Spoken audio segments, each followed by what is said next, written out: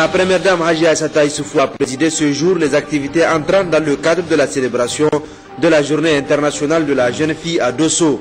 Le thème choisi, brisons le cycle de la violence en protégeant les filles. La présidente de la fondation Gourivi Meilleur a été accueillie chaleureusement par les populations et les autorités et a récompensé des filles et leurs parents.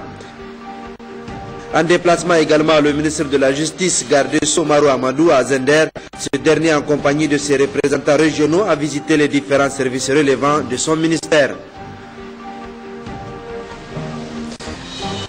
Mesdames et messieurs, bonsoir, merci de nous suivre et merci également de votre fidélité. Tout d'abord avec la météorologie qui prévoit en cours de nuit des tendances orageuses sur les régions transfrontalières avec le Burkina Faso et le Dandi, c'est-à-dire avec le Bénin. C'est dans une présentation de Hassan Yankouba. Chers téléspectateurs, bonsoir et ravi de vous retrouver pour votre page météorologique. L'air humide souffle sur l'ouest du pays. Le nord, le centre et l'est du pays subissent l'influence des vents du nord, occasionnant de fois des soulèvements de poussière par endroits. Quant aux températures au cours de cet après-midi, elles sont assez élevées sur certaines localités de notre pays. Ainsi, à 16h locales, c'est en Guilmi qu'il a fait plus chaud avec 40 degrés, au centre 39 degrés à Zender, 39 degrés également à Tawa et Konni, plus au nord 38 degrés enregistrés à Agadez et à l'ouest, Niamey, Tilaberi et Dosso 37 degrés, 34 degrés à Gaïa. À présent, voyons donc le temps qu'il a fait cet après-midi sur notre pays. Et cela sur l'image de 18h locales. Ainsi, nous observons donc des formations orageuses sur la Tapoa et au-delà de nos frontières sur le nord-ouest du Nigeria. Ainsi, nous prévoyons donc en cours de nuit des tendances orageuses sur le Dandi ainsi que sur les régions frontalières avec le Burkina Faso. Demain matin, nous prévoyons également des couvertures nuageuses légères sur le Dandi et sur les régions frontalières avec le Burkina Faso. De la suspension de poussière également est prévue sur le nord Manga. Voilà, chers téléspectateurs, l'essentiel pour cette page météorologique. Je vous remercie et à demain, Inch'Allah. Arrivée de la première dame Aïssata Issoufou à Dosso, un accueil chaleureux lui a été réservé par les autorités et les populations de la ville de Dosso. En compagnie du gouverneur de la région, elle s'est rendue tout d'abord sur le chantier de la fête du 18 décembre. Les détails avec nos envoyés spéciaux Djouari Siaka et Bachir Harouna. Accueilli à quelques kilomètres de Dosso, un accueil empreint de chaleur par les autorités administratives, coutumières et religieuses de la région de Dosso. Aussitôt, la première dame en compagnie de sa délégation s'est rendue sur le chantier de construction des bâtiments devant servir de cadre aux activités du 18 décembre. Les travaux continuent et avancent pour le bien des populations de Dosso. Elle a également rendu une visite de courtoisie au Jarmakoy de Dosso avant d'entamer les activités pour lesquelles elle s'est déplacée.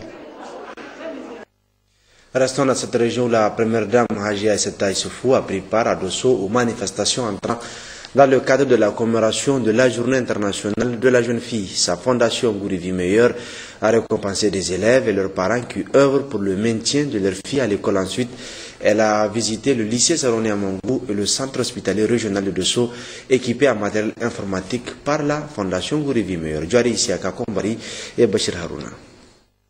Cette journée internationale de la jeune fille a eu pour thème particulier au Niger la lutte contre les violences faites aux filles.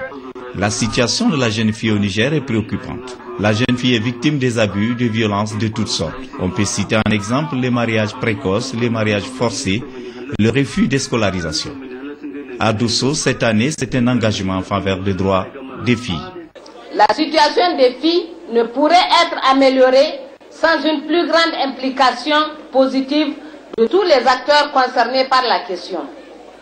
L'initiative de Plan Niger, dénommée Parce que je suis une fille, qui constitue désormais une campagne mondiale en faveur de la promotion des droits des filles, contribue efficacement à résoudre ce problème de façon durable, car elle met un accent particulier sur la scolarisation et le maintien des filles à l'école.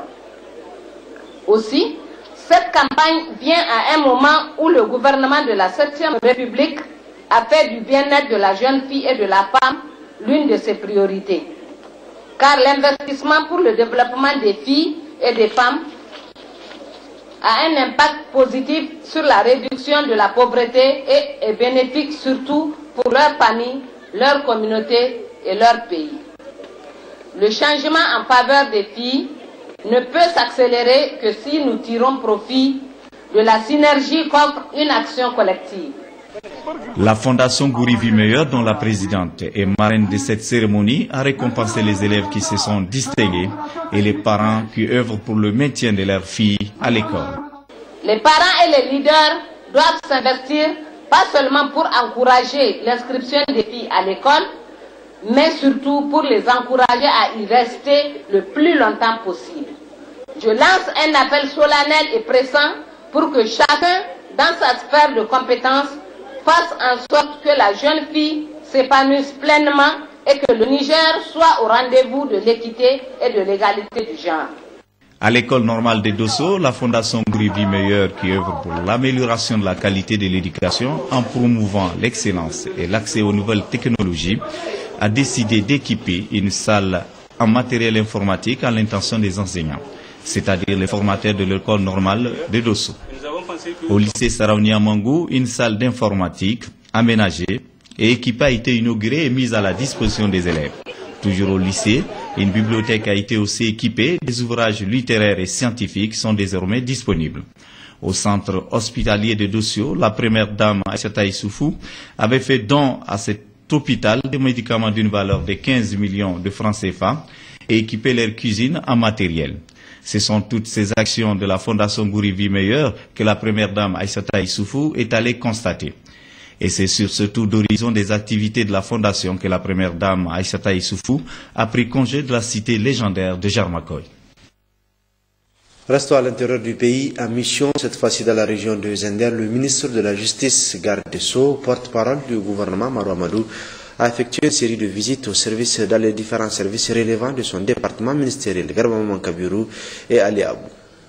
Accueilli à l'aéroport international de Zender ce dimanche par le gouverneur Kalamoutari qui avait à ses côtés ses plus proches collaborateurs ainsi que la présence de plusieurs cadres et élus locaux responsables de forces de défense et de sécurité, le ministre de la Justice, Garde des Sceaux et porte-parole du gouvernement en mission de travail dans la région de Zender devait aussitôt effectuer une série de visites. La cour d'appel de Zender, créée dans les années 1990, a été la première étape de ce déplacement de Marou Amadou qui, en rencontrant les responsables de la dite cour, tout en les encourageant dans leur mission noble et exaltante, s'est réjoui de l'état des infrastructures et n'a pas manqué d'exprimer toute sa satisfaction quant à son entretien et l'abnégation dont fait montre son personnel, nonobstant certaines difficultés de fonctionnement dont est confrontée cette institution.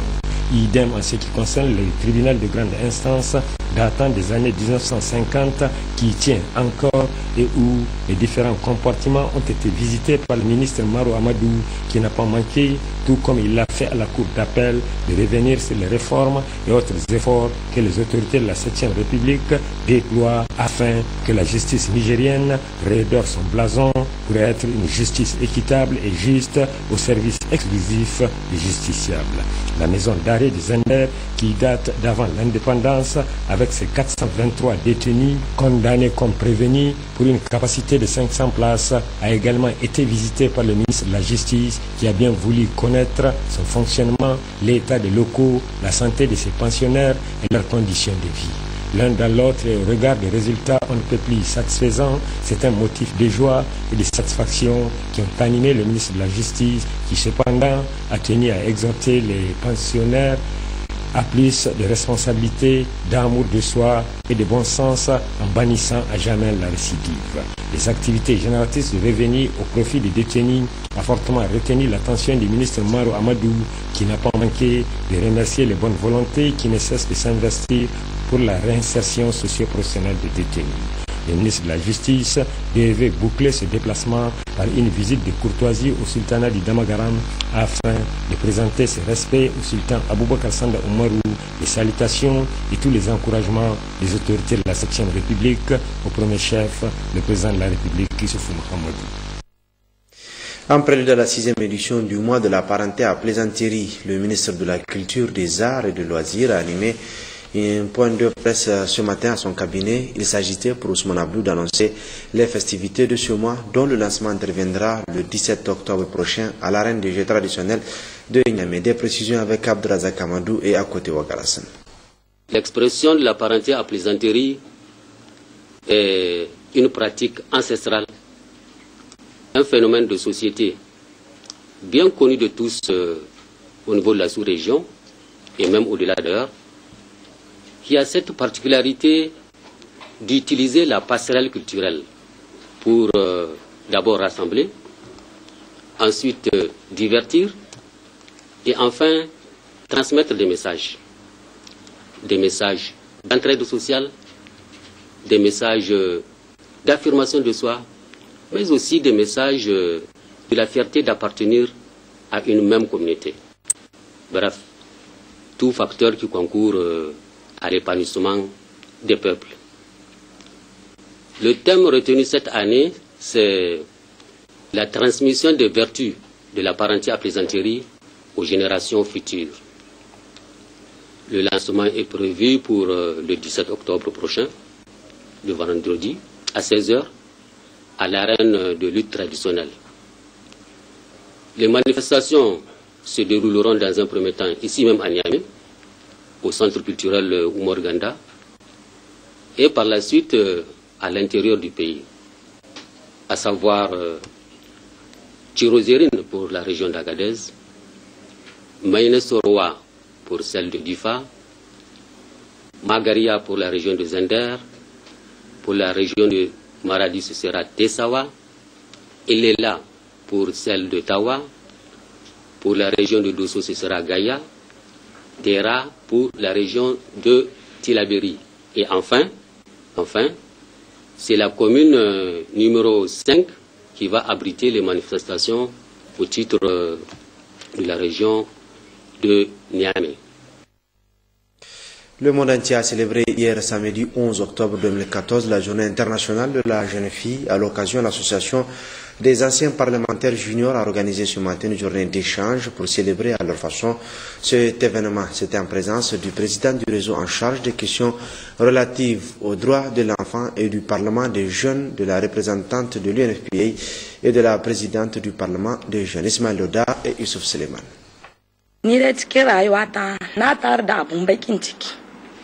Ya saboda ni ina ekwal aka hudda ni ina katrem kanan baba na ya mina aure ina da 14 ni ban san da auren ba ban san mutunan ba. Cette jeune fille, comme vous l'avez compris, a été victime d'un mariage forcé. Mariée à l'âge de 14 ans, mère d'un enfant et aujourd'hui laissée à son propre sort par son mari. C'est donc pour pallier à ce genre de problèmes qui sont aussi une préoccupation internationale que l'Association des anciens parlementaires juniors a bien voulu, avec l'appui de l'UNFPA, organiser cette journée d'échange afin de susciter une prise de conscience sur les situations de violence que peuvent vivre les filles au Niger. L'Association des anciens parlementaires juniors, en poursuivant ses objectifs, apporte sa contribution aux efforts fournis par l'État, les organisations et même les personnes physiques qui ne se lassent pas à œuvrer pour une amélioration des conditions de la jeune fille au Niger. C'est pourquoi la présidente du Parlement des jeunes appelle les autorités à redoubler d'efforts pour que la jeune fille nigérienne joue de son droit absolu.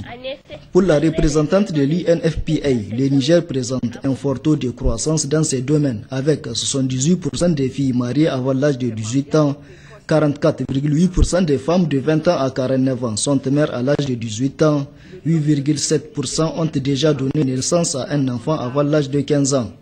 Un défi qui doit être relevé par ces jeunes à travers plusieurs communications et des sensibilisations. Il est plus que temps de prendre conscience de l'omniprésence de ce phénomène dans la société nigérienne. Et chacun doit être dans le combat pour la dénonciation, la punition par la loi de ces actes criminels et leur bannissement dans les comportements et dans les relations hommes et femmes.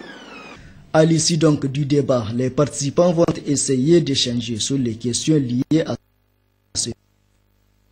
La Chambre régionale d'agriculture d'Agadez s'est réunie hier en Assemblée générale sous la présidence du gouverneur de la région et au terme de ces assises, un nouveau bureau exécutif composé de 5 membres a été mis en place. Hachim Mohamed et Nassir Nakakali. En ouvrant les travaux de cette Assemblée générale, après l'allocution de bienvenue du maire adjoint de la commune urbaine d'Agadez, Boubacar Ajouad, le gouverneur de la région d'Agadez, le colonel-major Garba Mekido, a rappelé que le principal défi des gouvernants du Niger est la lutte contre la pauvreté et la réalisation de la sécurité alimentaire, situant l'importance du développement de la base productive de notre pays, qui fournit plus de 40% du produit intérieur brut et occupe environ 84% de la population du pays. Le gouverneur d'Agadez devait ensuite s'appesantir sur les dispositions du décret portant création des chambres régionales d'agriculture qui sont élues au bulletin secret pour un mandat de 4 ans. Le représentant du ministre d'État et ministre de l'Agriculture a réitéré les mêmes propos devant les délégués venus de toutes les communes de la région. Alidou Abdoulaye a transmis par la même occasion les salutations du ministre d'État et n'a pas manqué d'encourager également les membres consulaires des différents départements et des fêtières d'opérer le bon choix des hommes et des femmes qui auront en charge la conduite de la CRA d'Agadez. Les travaux ont repris avec la présentation du bilan du bureau sortant et l'élection par consensus du nouveau bureau de la Chambre d'agriculture d'Agadez. Restons toujours dans cette région d'Agadez pour évoquer l'installation jeudi dernier du comité technique départemental de la mise en œuvre de l'initiative 3N d'Ingal. La cérémonie était présidée cette fois-ci par le secrétaire général de la région, Malika Draman et Moussa Efale. Dans son discours d'installation officiel du comité technique départemental, le secrétaire général de la région d'Agadez a rappelé que l'initiative 3N est la traduction de la vision du président de la République, chef de l'État, son Excellence Al-Haji Soufou Mahamadou, qui est celle de réaliser l'alliance de la liberté et du pain à travers une stratégie de sécurité alimentaire nutritionnelle et de développement agricole durable. Aux membres du comité technique départemental, le secrétaire général a rappelé les différentes attributions et le rôle fondamentaux à même de faciliter l'atteinte des objectifs assignés à ce plan d'accélération. M. Kosomata Kelou, il est spécialiste en production animale et gestion, explique. Depuis un certain temps, il a été élaboré et actuellement en cours d'être mis en œuvre un plan d'accélération. Et ce plan d'accélération ne peut être, n'est-ce pas, effectivement mis en œuvre sans les instances au niveau des entités de la région. Et de ces entités, de ces instances, nous avons effectivement les cadres, les comités techniques départementaux. Et c'est pourquoi, effectivement, nous sommes aujourd'hui là, après Adrébizan, je disais, à Ingel pour installer officiellement ce comité technique départemental. Et encore, vous avez dû remarquer l'engouement qu'ont les populations, les acteurs du département d'Ingel. C'est assurant quant à voir l'ensemble des actions programmées dans ce département voir le jour, aboutir et contribuer effectivement à l'atteinte des objectifs assignés à travers la stratégie. Parlons à présent de l'agriculture à l'occasion de l'année internationale des agricultures familiales, le CNRA et ses partenaires donc initient un certain nombre d'activités. Ses partenaires, entre autres l'IRD, l'Université de Niamey et l'Agrimet. Et à cet effet, nous recevons le professeur Abdoulaye Gourou. Professeur, bonsoir. Bonsoir, monsieur. Vous êtes le secrétaire exécutif du Conseil national de la recherche agronomique et en même temps coordonnateur national du PPAA au Niger. Monsieur, nous allons évoquer avec vous donc l'agriculture familiale. C'est l'année de l'agriculture 2014 dont le thème que vous avez choisi est les agricultures familiales en contexte de changement climatique. Qu'est-ce que l'agriculture familiale et pourquoi est-elle au centre des intérêts internationaux en 2014? Merci M. Abali, merci à vos collègues de me donner l'occasion de m'adresser à cette occasion, à mes collègues, à nos producteurs, mais à nos étudiants, nos lycéens, mais également à nos autorités politiques. Car c'est de leur sensibilisation qu'il s'agit. Et ce n'est pas moi, ce n'est pas nous qui avons pris l'initiative de l'année. L'agriculture familiale, c'est une décision onusienne. Alors, pour répondre à votre question, qu'est-ce que l'agriculture familiale et pourquoi elle est au centre des enjeux internationaux en 2014? L'agriculture familiale, en réalité, n'est pas une agriculture spéciale, elle n'est pas spécifique. c'est une agriculture qui englobe toutes les activités agricoles. Autrement dit, il peut s'agir de production végétale, de production aquacole, de production pastorale, de production forestière. Donc, c'est une agriculture comme une autre. Cependant, elle se caractérise par une gestion et une exploitation qui se basent essentiellement sur la famille. Autrement dit, la main-d'œuvre dans ce type d'agriculture est familiale. C'est la famille qui gère, qui exploite, et elle fait appel aux hommes et aux femmes de la famille. Évidemment, il existe plusieurs types d'agriculture familiale en fonction de l'agroécologie, en fonction du type de produit, en fonction de la taille de la famille, etc. Alors, pour bien retenir ce que veut dire l'agriculture familiale, je vais vous l'opposer à ce qu'on appelle l'agriculture commerciale, dans leurs objectifs prioritaires. Les objectifs prioritaires de l'agriculture familiale, c'est quoi? C'est d'abord manger, ensuite stocker, et enfin vendre s'il y a un surplus. De l'agriculture commerciale, c'est pratiquement le contraire. Il faut vendre d'abord, acheter, donc stocker le moins possible et manger enfin. Vous voyez que la différence est très nette. Alors pourquoi cette forme d'agriculture est-elle au centre des enjeux internationaux et pourquoi en 2014? Vous savez que depuis 1959, l'Organisation des Nations Unies a toujours dédié ses années internationales à des thématiques qui constituent des enjeux vitaux pour la planète tout entière. Il s'agit en somme de sensibiliser les opinions politiques et les opinions publiques,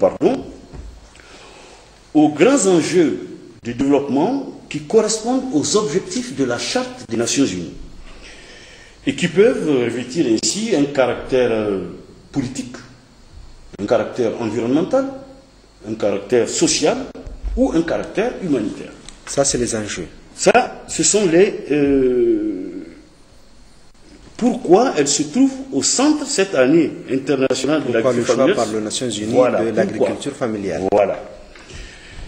Maintenant, pourquoi en 2014?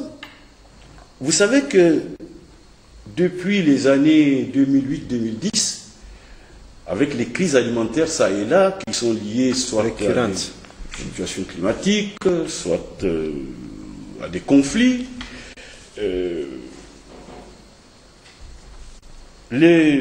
l'agriculture et les questions agricoles sont en train de prendre une place prépondérante dans les préoccupations de la stratégie internationale pour le développement humain.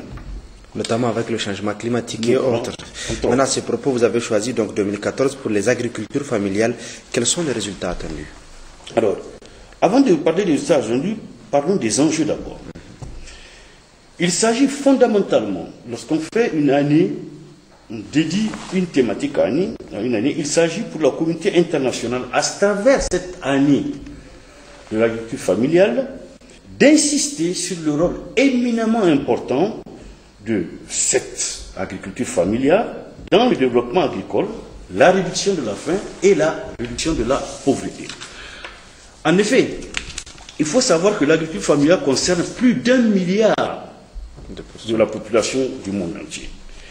Et elle engage 500 millions d'exploitations sur la terre.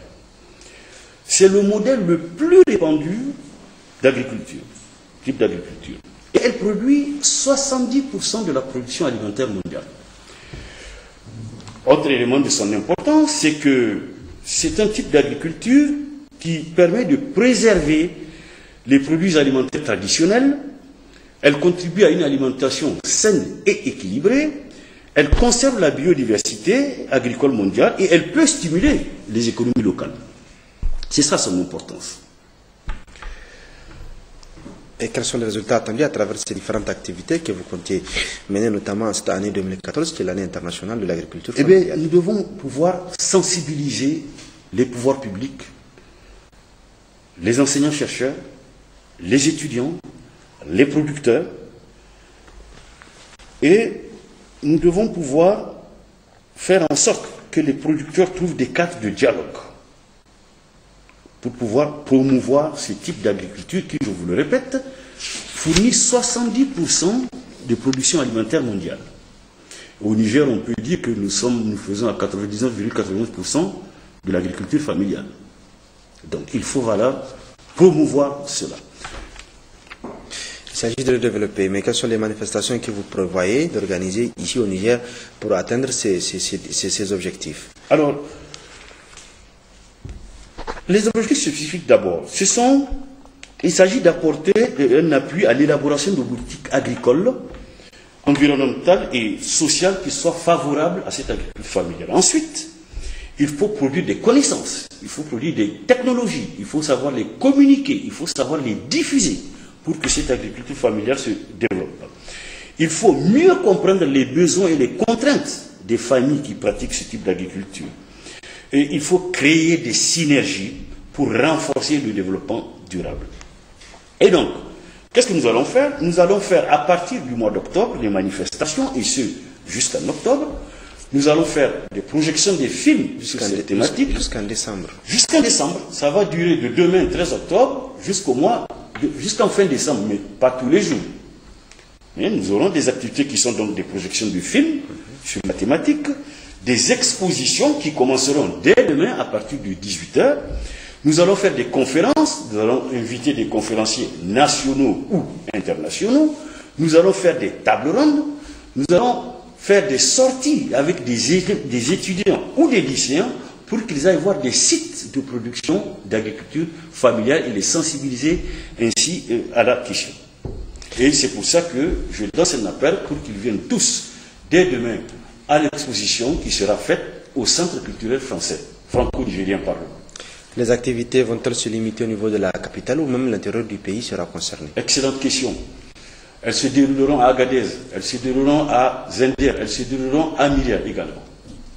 Tout le monde est concerné alors? Tout le monde est concerné, M. Abari. Je rappelle, professeur, que vous êtes, c'est professeur Abdoulaye Gouro, vous êtes secrétaire exécutif du Conseil national de la recherche agronomique et coordinateur national du PPAA au Niger. Merci d'avoir accepté notre invitation et vivement l'agriculture.